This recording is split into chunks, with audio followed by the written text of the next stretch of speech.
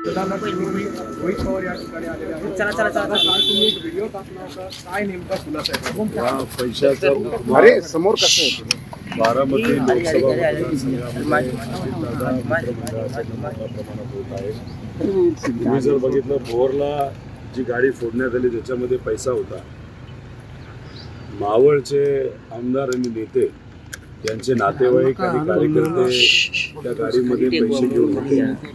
ED आणि सीबीआयने ज्या कारखान्यांवर कारवाई केल्या म्हणजे अजितदादांच्या मार्गदर्शनाखाली चालतात त्याचे कर्मचारी सुद्धा फिरत होते. तसंच इंदापूरमध्ये बारामतीमध्ये तर मोठ्या प्रमाणात उपमात म्हणजे काही ठिकाणी 2500 रुपये पर वोट, 3000 रुपये पर वोट, 4000 रुपये, 5000 मध्ये जात बघून धर्म बघून गरीब आहे का श्रीमंत बघून अशा पद्धतीने पैसा तिथं वाटला गेला.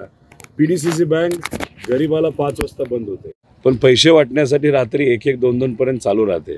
म्हणजे PDCC बँकेचा वापर केला, त्यानंतर कर्मचाऱ्यांचा वापर केला, पोलिसांचा वापर केला. आता Z सिक्युरिटी आणि Y सिक्युरिटी म्हणजे गाडीत पैसा, पोलिसांच्या गाडीत पैसा नेण्यासाठी वापरायचा होता का काय असं कुठेतरी म्हणावं लागेल. पण अनेक ठिकाणी लोकांनी पैसे नाकारले.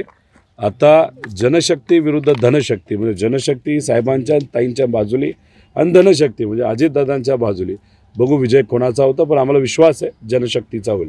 पैसे वाटायची वेळ का आली असे तुम्हाला वाटते? ज्या पद्धतीने पैसे वाटले गेले किंवा बँक रात्रीची ओपन करावी लागली ही का वेळ आली? ते सगळे दृश्य जेव्हा लोकांना माहित आहे की 2014 पर्यंत सत्ता ही पवार साहेबांमुळे आली आणि सत्ता आल्यामुळे अजितदादांना मंत्रिपद मिळालं आणि मग त्यांनी विकास केला. 2019ला तर अजितदादांचा तसा काही पराक्रम नसताना सुद्धा त्याच्यामध्ये सत्ता साहेबांनी आणली, पद दादांना मिळालं आणि निधी दादांनी आणला. त्यामुळे तुम्ही काय केलं स्वतःच्या हिमतीवर हे जर दादांना तिथं सांगता येत नसेल तर लोक कशी पटणार? साहेबांना सोडलं, विचाराला सोडलं. त्यामुळे लोक कुठंतरी एक तर विकास साहेबांनी केला हे लोकांना माहिती आहे आणि काही प्रमाणात लोक भावनिक सुद्धा आहेत. दादा या प्रकरणाची काही चौकशी होणार आहे का? तुम्ही काही माहिती घेतलीत का? कारण की त्या व्हिडिओमध्ये 2 पोलीस देखील त्या ठिकाणी दिसत आहेत. पोलिसांचं लक्ष या संपूर्ण घटनेवर आहे का? ते कारवाई करतायत का? काही ठिकाणी तर इंदापूरला लोक आणि बारामती सुद्धा लोक पोलिसांना सांगत होते तर पैसे वाटतात, पोलीस फक्त हसत होते. दुर्दैव असं आहे.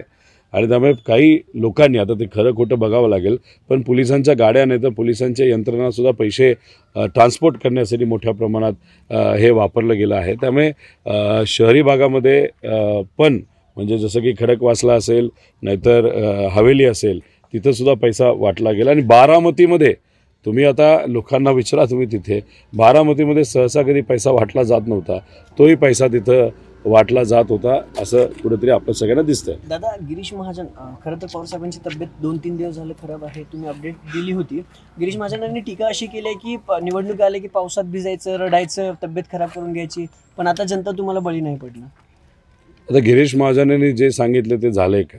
आणि गिरीश महाजनांना समजा जर अहंकार असेल, त्यांना एक वेगळ्या लेवलवर ते असतील, त्यांना माणुसकीचं आणि साहेबांनी केलेल्या कार्याचं काहीच पडलं नसेल तर मग कदाचित ते तसं बोलत असेल. आणि त्यांचा जो रोग आहे, जो व्हायरस आहे तो अजितदादांना लागला, अहंकाराचा, मीपणाचा, तोच इतर नेत्यांना आहे. त्यामुळे गिरीश महाजनांनी जे काही सांगितलेलं आहे ते लोकच खऱ्या अर्थाने लोकशाहीच्या माध्यमातून या लोकसभेला भाजपला नाकारून तिथं मतदान करतील असं वाटतं. आणि पैशाचा अहंकार आणि सत्तेचा अहंकार हा भाजपचा आणि गिरीश महाजनपासून सर्व नेत्यांचा मोडून काढतील. रोहितजी, अजित पवारांच्या प्रत्येक भाषणांमध्ये एक अशी टीका केली जाते की मी ज्या वेळेला राजकारणात प्रवेश केला होता त्यावेळेला यांचा जन्म झाला होता, 7 तारखेनंतर मी या सगळ्यांकडे बघतो. कसं बघता याच्याकडे? अजितदादांना एवढंच सांगा की जेव्हा तुम्ही राजकारणात यायचा विचार करत होता तेव्हा काही प्रमाणात माझे आजोबा आप्पासाहेब पवार यांना सुद्धा लोकसभेला उभा राहण्याची इच्छा होती. मग त्याच्यात माझ्या आजोबांमध्ये आणि पवारसाहेबांमध्ये चर्चा झाली. साहेबांचं म्हणजे पवारसाहेबांचं मत आलं, एक युवा आणि अजित पवारांना आपण कुठेतरी संधी देऊया. माझ्या आजोबांनी तिथं मोठं मन दाखवलं, माघार घेतली. अजितदादांचा प्रचार हा माझ्या आजोबांनी सुद्धा केलेला आहे. त्यामुळे ते काय बोलतात, माझा जन्म झाला होता का नव्हता, मला एवढंच सांगायचं आहे. माझ्या 6 वर्षाच्या मुलाला, 10 वर्षाच्या मुलीला आणि मी बच्चा असलो तरी मला ज्या गोष्टी कळतात त्या 65 वर्षाला अजितदादांना कळत नाहीत का?